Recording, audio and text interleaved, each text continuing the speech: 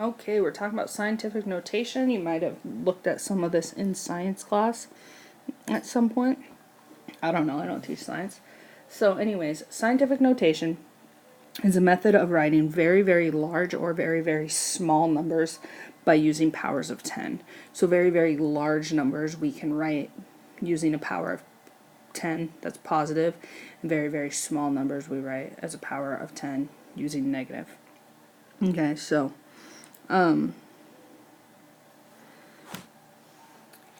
write each number in standard notation. We have 1.35 times 10 to the 5th. What that means is we're multiplying 1.35 times a 1 with 5 zeros after it. So 1, 2, 3, 4, 5. Okay. So that 5 tells you how many zeros you would see after your 1.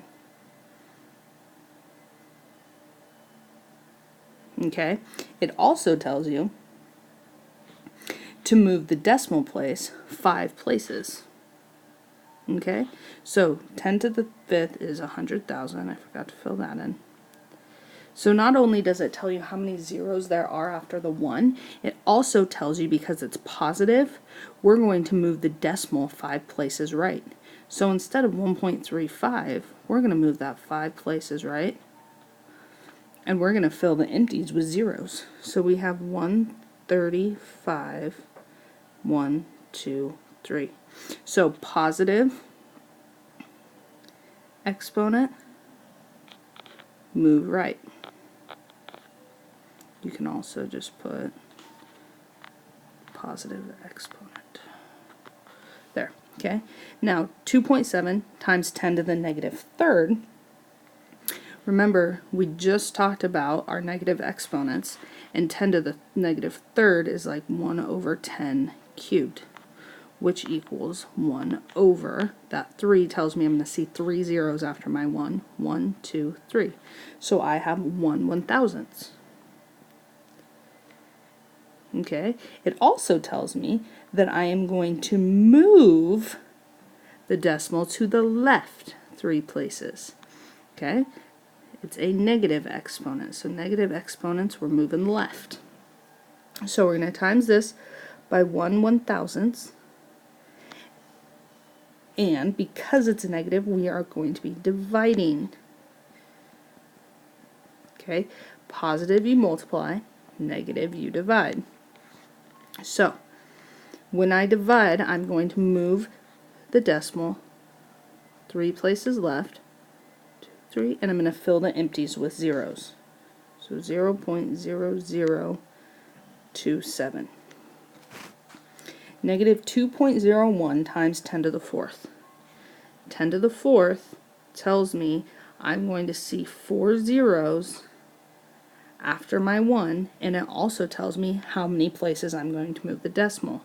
And because it's a positive 4, I'm going to move it right because it's positive exponent. Okay?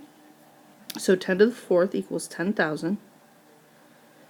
So I'm going to take negative 2.01 times 10,000.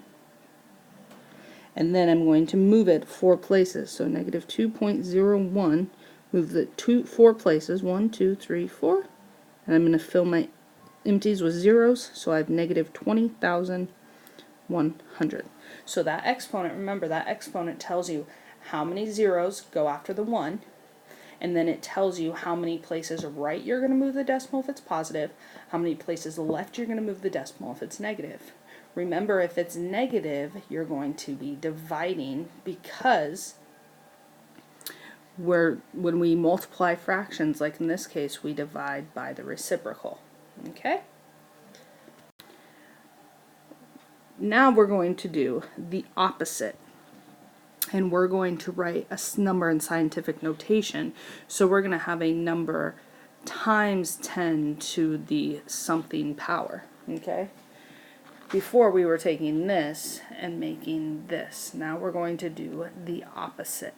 Okay? And we're going to take this and make it that. So let's look at these.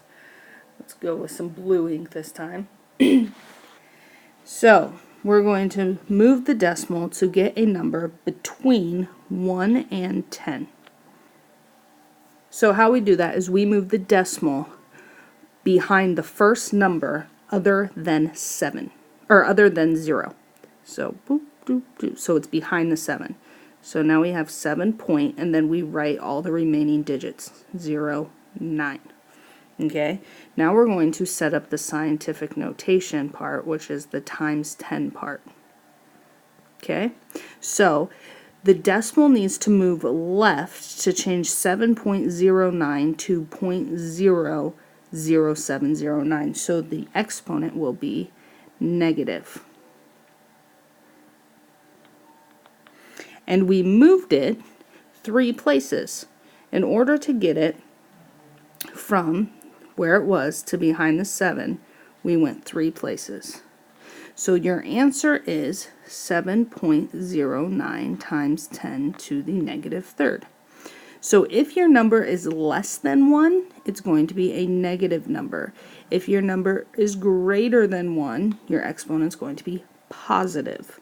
So if we were to check this, we would take 7.09 times 10 to the negative third, and 10 to the negative third is 1,000, so we take 7.09 times 0.001, and we get our starting number, which clues us in that we got the right answer. A pencil is 18 centimeters long. If you were to lay 10,000 pencils end to end, how many millimeters would they be? Write your answer in scientific notation. So the first thing you got to know for this is that a centimeter equals 10 millimeters. Okay? And if 1 centimeter equals 10 millimeters, we can do 18.7 times 10 to figure out how many millimeters there are in one pencil. Okay? Which also means we move the decimal 1 place to the right, and we get 180. So essentially all we did there was we multiplied the 10 by 18.7, or we multiplied 1 by 18.7 and got 18.7, and 10 by 18.7 and got 187. Okay, so now we're going to find the total length. There are 10,000 pencils end to end. Each pencil is 187 millimeters, so we have to take that 187 millimeters, which is the length of one pencil, and multiply it by the 10,000. And when we do that, we get 187 and then 4 zeros. So that's 1,870,000. Okay, so we multiplied to get that answer. So now we're going to set up our scientific notation. Now our scientific notation, we need to move the decimal, and we're going to move the decimal between the first 2 numbers of this large number. So we're going to move 1, 2, 3, 4, 5, 6. And 1 and 8 are the first 2 numbers. And then after our decimal comes every number until we get to a string of zeros where there's no other whole numbers. In this case, it's just 8, 7.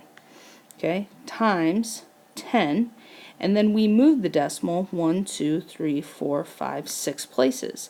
Because that number, that starting number, was bigger than 1, we are going to have a positive exponent. Okay, so starting numbers bigger than 1, we have a positive exponent. Starting number smaller than 1, we have a negative exponent. So it needs to move to the right to change 1.87 to 1,870,000, so the exponent is going to be positive. So it needs to move 6 places. So our answer is 1.87 times 10 to the 6th. And our last example of the day. A certain cell has a diameter of approximately 4.11 times 10 to the negative 5th meters. A second cell has a diameter of 1.5 times 10 to the negative 5th meters. Which cell has a greater diameter? So we are going to be comparing the powers of 10. Okay, so both of them have a power of -5. Now we need to compare the values. So they're equal, right? Now we need to compare the values between 1 and 10, which are your whole numbers at the beginning, or your decimal numbers. 4.1 is bigger than 1.5. So, because 4.11 is greater than 1.5, and their exponents are equal to each other, that is going to be the greater number. So the first cell has a greater diameter. If they didn't have the same exponents, what I would suggest you do is write them out using what we learned in example 1 and then comparing those numbers to each other. But it looks like in your check it out, they are the same exponent, so it might be that way in your homework as well.